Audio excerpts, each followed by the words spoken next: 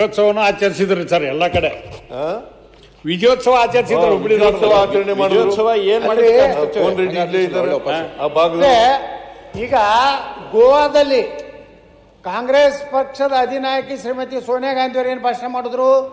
ಕರ್ನಾಟಕಕ್ಕೆ ಒಂದು ಹನಿ ನೀರು ಕೊಡುವುದಿಲ್ಲ, ಕರ್ನಾಟಕಕ್ಕೆ ಒಂದು ಹನಿ ನೀರು ಕೊಡುವುದಿಲ್ಲ ಅಂತೇಳಿ ಗೋವಾದಲ್ಲಿ ಶ್ರೀಮತಿ ಸೋನಿಯಾ ಗಾಂಧಿ ಮಾತ್ರ ಮಾತಾಡಿ ಅಥವಾ ಏನಾದ್ರು ನೇಮ್ ಮಾಡಿದ್ರೆ ಮತ್ತೆ ನಾವು ನೇಮ್ ಮಾಡ್ಬೇಕಾಗ್ತದೆ ಅಷ್ಟೇ. ನಿಮ್ದು ಯಾವ್ದು ಭಾಷೆ ಇಲ್ಲ, ಅಧಿಕಾರ ನಿಮ್ ಕೈ ಮಾಡ್ತಾ ಇಲ್ಲ. ಕರ್ನಾಟಕಕ್ಕೆ ಕಾಂಗ್ರೆಸ್ ಎತ್ತರವನ್ನು ಹೇಳ್ತಾ ಇದ್ದೇನೆ. ಈಲ್ದಾದ್ರೆ ಮಾತಾಡಬೇಕು. ಪ್ರತಿಯೊಂದು ಶಬ್ದ ಮಾತಾಡಿದ್ರೆ ನಾಳೆ ಸರ್ಕಾರದ ಲಾಮಿ ಎದ್ದು ನಿಂತು ನೇಮ್ ಮಾಡಿದ್ರೆ ಮತ್ತೆ ನಾನು ಆಕ್ಷನ್ ತಗೊಳ್ಬೇಕಾಗ್ತದೆ ಅಷ್ಟೇ ನಾನು ಹೇಳ್ತೇನೆ ಸ್ಪಷ್ಟವಾಗಿ. ಅಧ್ಯಕ್ಷರೇ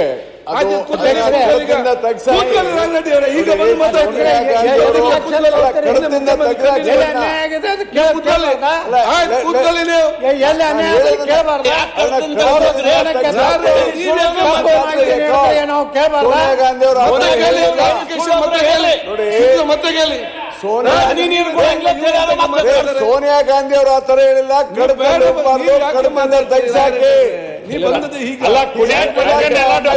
ಏನಾರ ಒಂದು ಯಾಕೋ ಕೂತು ಬಿಡೋದು ಒಟ್ಟ ವಿಷಯನ ಡೈವರ್ಟ್ ಮಾಡೋದು. ಕ್ಲಾರಿಫಿಕೇಶನ್ ಕೇಳಿ ನೀವು ಕೂತ್ಕೊಳ್ಳಿ.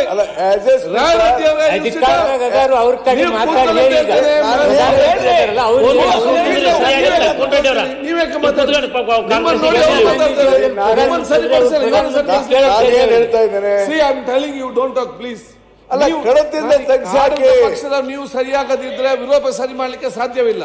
ನೀವು ಆಗಾಗ ಎದ್ದು ಮಾತಾಡ್ತೀರಿ, ಎದ್ದು ಮಾತಾಡ್ತಾರೆ. ಇಲ್ದಾಗ್ಲಿಲ್ಲ ನೀವು ಯಾಕೆ ಮಾತಾಡ್ಬೇಕು? ಸೋನಿಯಾ ಗಾಂಧಿ ಅವರು ನೀರು ಬಿಡಬಾರ್ದು ಅಂತ ಇವರೇ ಮಾತಾಡ ಹೇಗೆ? ಆಡಳಿತ ಪಕ್ಷದವರು ಇವರೇ ಬಂದು ಈಗ ಬರ್ತಾರೆ ಮತ್ತೆ ಮಾತಾಡ್ತಾರೆ. ಯಾಕೆ ಮಾತಾಡ್ಬೇಕು?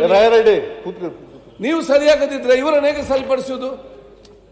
ಮಿಸ್ಟೇಕ್ ಇಂದ ಇಲ್ಲಿ ಪ್ರಾಬ್ಲಮ್. ನೋಡಿ, ನಾನು ಯತ್ನಾಳವ್ರಿಗೂ ಮನವಿ ಮಾಡ್ತೀನಿ, ಪದೇ ಪದೇ ಎದ್ದು ನಿಂತ್ಕೋಬೇಡಿ ದಯಮಾಡಿ. ನೀವು ಏನಾದ್ರು ಕ್ಲಾರಿಫಿಕೇಶನ್ ಕೇಳಬೇಕು ಅಂದ್ರೆ ಆಮೇಲೆ ಕೇಳಿ, ಉತ್ತರ ಕೊಟ್ಟಾದ್ಮೇಲೆ.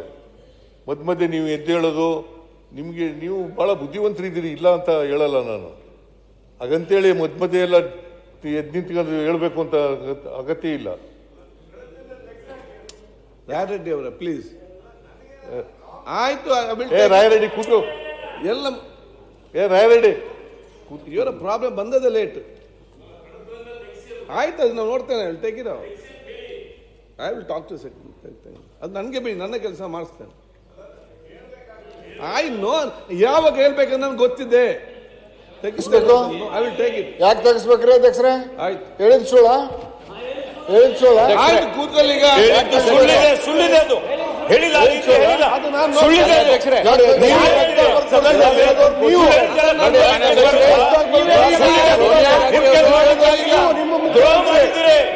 ಮಾತಾಡಿದ್ರೆ ನೀವು ದ್ರೋಹ ಮಾಡಿದ್ದೀರಿ. ಮಾಡ್ತಾ ಇದ್ದಾರೆ. ಆಯ್ತು ಕೂತ್ಕೊಳ್ಳಿ.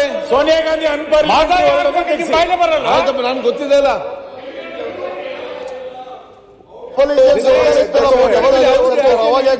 ಸೋನಿಯಾ ಗಾಂಧಿ ಅವರು ಆತರ ಯಾವತ್ತೂ ಹೇಳಿಲ್ಲ.